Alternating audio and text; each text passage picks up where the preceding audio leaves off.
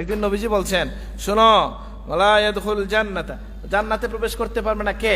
যার অন্তরে রাই বরাবর, সরিষার বরাবর অহংকার আছে। মান কানা ফি কলবি মিসকালু যাররাতিন মিন কিবর, যার অন্তরে একটু পরিমাণ অহংকার আছে সে জান্নাতে প্রবেশ করতে পারবে না। তাহলে এটা কি বাইরের রোগ না অন্তরের রোগ? কিন্তু এটা অন্তরের রোগ যে কিভাবে বুঝলাম? এক স্বামী বললেন, ইয়া রাসূলুল্লাহ, আমাদের মধ্যে তো অনেক লোক এমন আছে যে চায় তার জুতাটা সুন্দর হোক, তার পোশাকটা ভালো হোক। তখন নবীজি কি বললেন? নবীজি বললেন, শোনো, এটার মধ্যে না, কিবির না। কিবির হচ্ছে মানুষকে গামতিন নাস, মানুষকে হেয় দৃষ্টিতে দেখা। বরং তুমি যদি সুন্দর পোশাক পরো অসুবিধা নাই, ইন্নাল্লাহ জামিল ইউহিব্বুল জামাল, আল্লাহ সুন্দর, আল্লাহ সুন্দরকে পছন্দ করেন। সুবহানাল্লাহ। তাহলে অহংকার এমন একটা বিষয়, এই যে আমরা তাজকিয়ার বিষয়টা বললাম, আলেম যারা আসেন, সুফিয়া কেরাম যারা আসেন, নবীজির এই হাদিসগুলো থেকে, কোরআনের আয়াতগুলো থেকে তারা কিছু বিষয় ঠিক করেছেন যেটা রাসূলুল্লাহ বলছেন। যেমন একটা বলছেন, নবীজি তোমরা কি করো না? তোমরা অহংকার করো না। বোঝেন নাই কথাটা? আচ্ছা, অহংকারের বিপরীত কি? এই জন্য দুইটা দিকে একসাথে চালাইতে হবে। একটা হচ্ছে তাখলিয়া, একটা হচ্ছে তাহলিয়া। তাখলিয়া হচ্ছে খালি করা। যেমন এই বোতলের মধ্যে যদি আপনি কিছু ঢুকাইতে চান, পানিটা ফেলতে হবে কিনা? তা আমাদের অন্তরে এমন কিছু রোগ আছে যেগুলা ফেলে দিতে হবে। এর মধ্যে কি আছে? রিয়া আছে, হাসদ আছে, কিবির আছে, বুগদ আছে, আদাওয়াত আছে, উজব আছে। এই যে প্রত্যেকটা নিয়ে অনেক কথা বলা যায়। রিয়া মানে কি? লোক দেখানো। বোঝেন না কথাটা?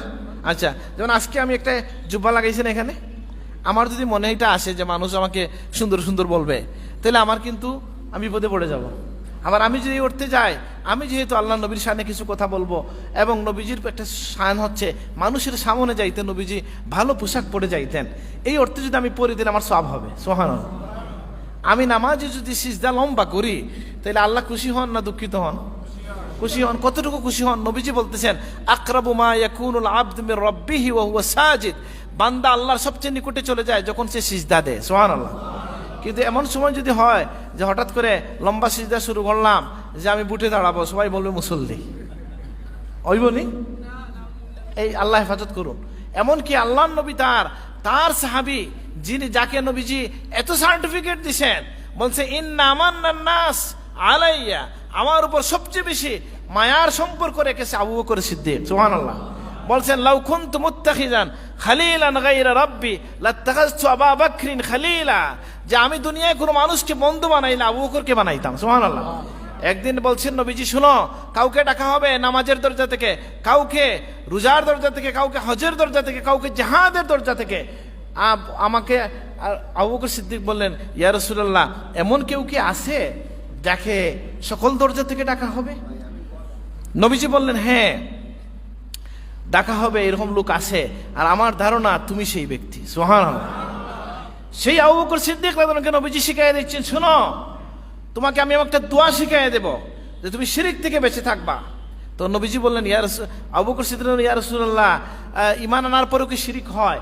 নবীজি বলেন, শোনো, মানুষের অন্তরে শিরক অনেক সময় ওভাবে বাধা আসে যেভাবে কাঠের মধ্যে উই পোকা বাধা রাখে। বুঝেন না কথাটা? মানে তার বাসা করে আর কি। আচ্ছা, তাহলে কি হলো? তো তিনি নবীজি দোয়াটা শিখাইয়া দিলেন। রিয়া একটা রোগ, অন্তরের রোগ। প্রথম হচ্ছে খালি করা, আমি এগুলা থেকে মুক্ত হব, আর কিছু ভালো দিক আছে এগুলো আমাদের মধ্যে হাসিল করব। আল্লাহ আমাদেরকে তৌফিক দান করুন। এবং এই কথাগুলো কি আমার পক্ষ থেকে বলবো না কোরআন হাদিস থেকে? কোরআন হাদিস থেকে আমরা বলবো। আল্লাহ তৌফিক দান করুন। এখন দেখেন, নবীজির একটা শিক্ষা আমি বলছি, রিয়া থেকে কিভাবে আমি বাঁচতে পারি। রিয়া থেকে বাঁচার জন্য একটা দোয়া আছে, নবীজি শিখাইয়া দিলেন আবু বকর সিদ্দিক রাদিয়াল্লাহু আনহু। বলেন, শোনো, তুমি প্রত্যেকদিন বলবা এটা, আল্লাহুম্মা ইন্নী আউযুবিকা মিন আন উশরিকা বিকা ওয়া আনা আ'লামু ওয়া আস্তাগফিরুকা লিমা লা আ'লামু। বাংলাটা শুনেন, সবাই পারবেন। বাংলাটা শিখলে আরবি 3 বার পড়লে পারবেন। নবীজি বললেন, অন্তরকে পরিশুদ্ধ করার জন্য আমরা জানি একটা হচ্ছে রিয়া থেকে মুক্ত থাকা। রিয়া থেকে মুক্ত থাকার পদ্ধতি কি, সেটাও রাসূলুল্লাহ বলে দিলেন। আবু বকর সিদ্দিক রাদিয়াল্লাহু আনহুর মতো জলিলুল কদর সাহাবী দিয়ে নবীজি আমাদেরকে শিক্ষা দিলেন যে তোমরা প্রত্যেকদিন এই দোয়াটা পড়ো। সেটা কি? আল্লাহুম্মা ইন্নী আউযুবিকা মিন আন উশরিকা বিকা ওয়া আনা আ'লামু, হে আল্লাহ, আপনার সাথে আমি শরীক করা থেকে পানা চাই, আমি জেনে শুনে।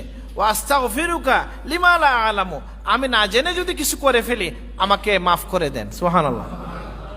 আমি আপনার কাছে আশ্রয় চাই যেন আমি শিরিক না করি, আর না জেনে কিছু হয়ে গেলে মাফ করে দেন। সুবহানাল্লাহ। আমি একবার পড়বো, আমার সাথে কি পড়বেন?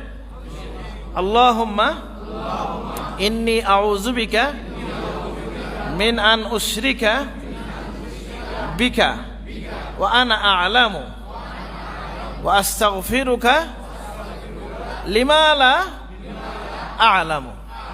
আর ওয়াজ তখন কাজে লাগবে যদি আগামী জুম্মায় এসে আমার মুর্শিদ ভাইকে, খতিব সাহেব হুজুরকে ধরেন যে এই দোয়াটা আমাকে আপনি লিখে দেন বা বের করে দেন, উনি তো চাইলে বের করে দিতে পারবে আপনাকে। এইটা হচ্ছে আমরা যদি আজকে যদি একটা হাদিস আমরা নিয়ে যাই, আমল করতে পারি, আল্লাহ সবাইকে তৌফিক দান করুন, আমিন।